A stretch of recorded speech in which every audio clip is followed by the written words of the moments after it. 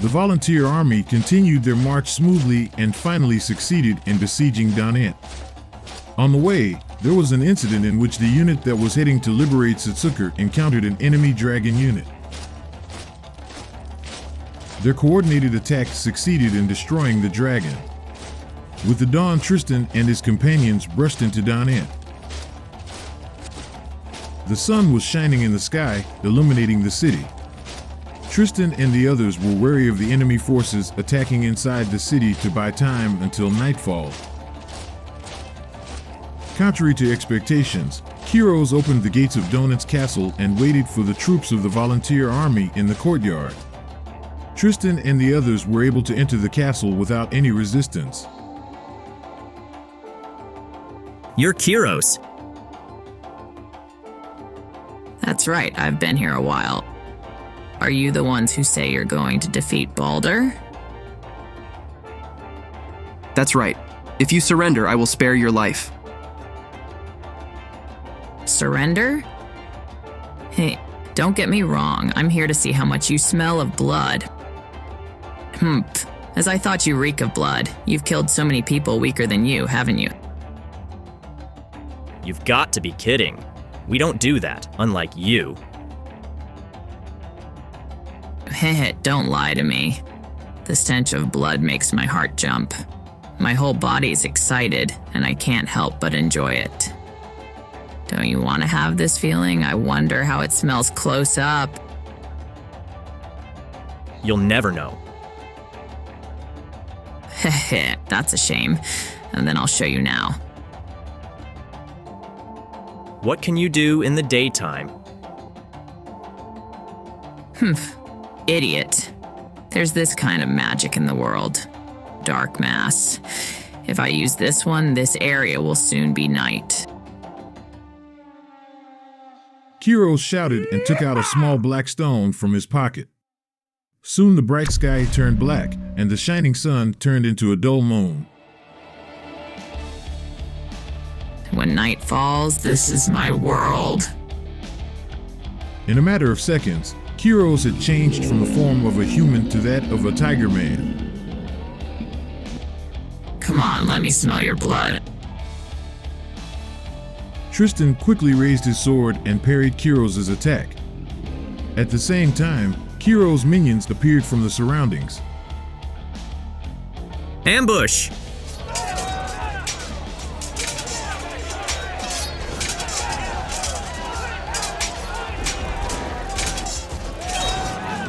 Tristan swung his great sword down at Kiros.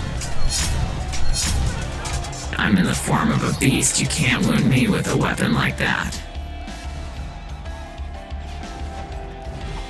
Thinking that he could not avoid the enemy's claws due to the close distance, Tristan deflected the blade with the shield strapped to his left hand. That was a luck. But next time, I'll make you smell your own blood. Tristan, use this. When Feria the cleric, who was a short distance away, shouted this, he threw a holy rod at Tristan. Tristan threw away his great sword and caught the holy rod in midair. The holy rod was a silver rod cleansed with holy water. Greatly influenced by the magic of the darkness and the moon, lycanthropes were weak against silver and holy power. The holy rod was a weapon that combined both.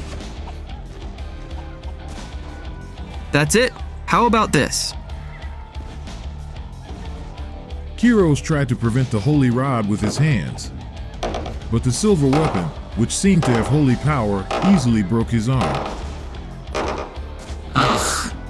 No. Seeing their commander in such a state, the enemy troops began to flee. The trend of the battle was tilted toward the volunteer army. Please stop it. I was just doing it because Baldur told me to. Forgive me. Tristan stopped his attack at the behest of Kiros, and before he knew it, Grant was walking up to him. How many times have you taken the life of someone who pleaded like that? Old man, you... Do you think I don't know that? Kyros, you have killed many innocent people. You cannot be redeemed.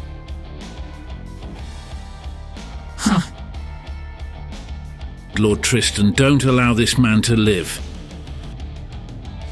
Oh wait, I've come so far. Seeing Tristan hesitate, Kyros attacked. Fool, make amends with your life. Grant didn't panic when he saw Kyros jumping on him and pointed his staff. The next moment, a dark flame sent from the staff covered Kyros' body. Kyros was engulfed in black flames. Damn it. No way. I need to make you smell your own blood. Screaming in resentment, Kyros was burned by black flames and vanished without a trace. Lord Tristan, it may seem like a terrible punishment, but there are people who should not be kept alive. Don't forget that. If you believe my actions to be wrong, punish me in some way. No. Kyros probably would have continued to kill people elsewhere if he had been kept alive. That's the end of the battle. Let's get rid of this night magic. Just as Grant was about to cast a spell, the darkness around him cleared. What had been the darkness of night suddenly turned into a heavy pitch-black darkness.